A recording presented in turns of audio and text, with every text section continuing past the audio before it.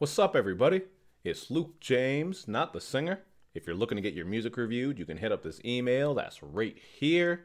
But today I'm going to hit you up with my thoughts and opinions on this collaboration project from StylesP and Dave East called Beloved.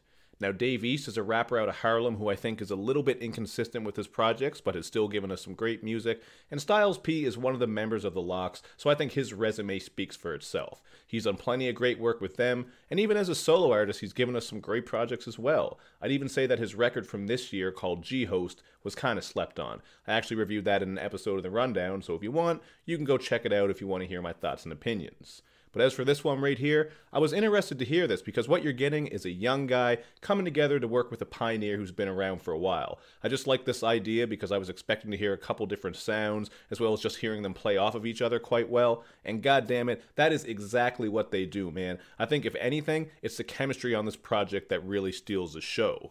With a lot of these verses, they're going back and forth, just bouncing bars off of each other, a couple bars at a time, or one bar, you know, just that sort of thing. So that really keeps you entertained because you're not just getting one verse from one person as you normally do with these projects. You're really getting to see that chemistry and how they can work together.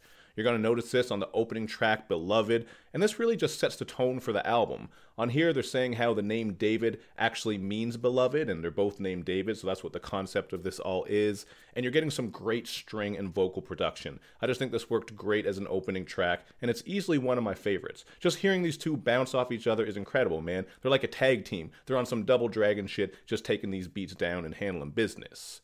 Now, as you would expect from the content, you're mostly in for that grimy street narrative, a lot of grimy ass shit, gritty bars, guns, you know how it goes with these two. And you're going to notice this on the song It's Lit. This one is a very spooky, eerie piano banger, and East had a hard-ass line on here when he spit, "A headshot'll turn a nigga brains into steak sauce, these diamonds offset, reach for 'em, and I'm a takeoff." Just a hard-ass line that involves some clever wordplay around the names of Migos, you know? Offset and Takeoff. They don't got Quavo on there, but hey, if you're not tired of Quavo by now, then go listen to that album he dropped, because it's like fucking 50 songs. But moving on the bass and piano slapper cut from a different cloth, East has another hard-ass line when he says, "You know what's up, the pistol black and the coke is cut, this ain't a beanie, it's a ski mask I just rolled up." And that is honestly one of the hardest bars I heard all year. You're really not going to get anything that's too crazy as far as themes and concepts on this project, but as far as street shit, there are plenty of hard-ass lines like this from both rappers. I think as far as the rapping goes, it's very engaging, at least as engaging as this lane can be, and you know what I mean?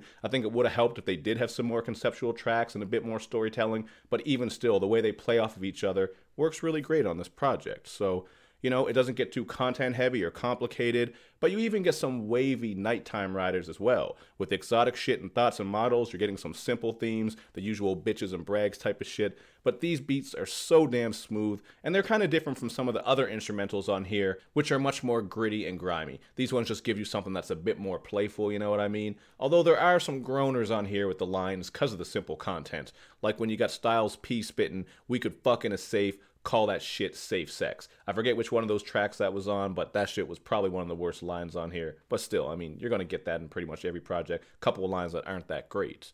But the production, just to stick with that theme, I thought it was fire pretty much all the way through, man. I really like the production choices here. Like the vocal chops and thick drums from Scram Jones on For All My Niggaz, that was a really dope beat. And then on Shout Out My Hood, we get an 80s slasher vibe, man. Some Halloween Michael Myers type of shit. Just sounds kind of spooky, just like some of the other production on here, which does match up with some of the more combative and aggressive content, so I thought that was cool.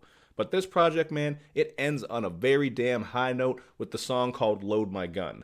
This one features the Lox, so again, you're getting just this gritty street banger, and Jadakiss absolutely fucking bodies this, man. This is what I like from Jada. I know when I reviewed his last album, I didn't love it too much because he was messing around with some more newer styles and sounds, but when he is on some gritty street shit like this, some hard sample-based production, just spitting this type of shit, he is flawless, man. On this one, he had a line where he says, "The dream is still alive, my nigga, and we're pursuing it. The money on your head is expired, and we're renewing it." Jada ain't fucking around, man. He's gonna get you got if he wants you got. I thought that was a hard line, among many other hard lines, man. I would just love for Jadakiss to give us a short, cohesive project that is all on the street shit, because it works. These two have proved it with this project. It's nothing too complicated, but it's true to its roots, so it's really dope. We saw that with the last Ghostface album as well. That shit was grimy, and it went through, so you know what? I'm going to go with the 3.5 out of 5 with this one. Not quite feeling it at a 4. You know, it does have some flaws to it, like that song Don't Cross Me. That was just awful with all that muffled auto-tuning that was going on.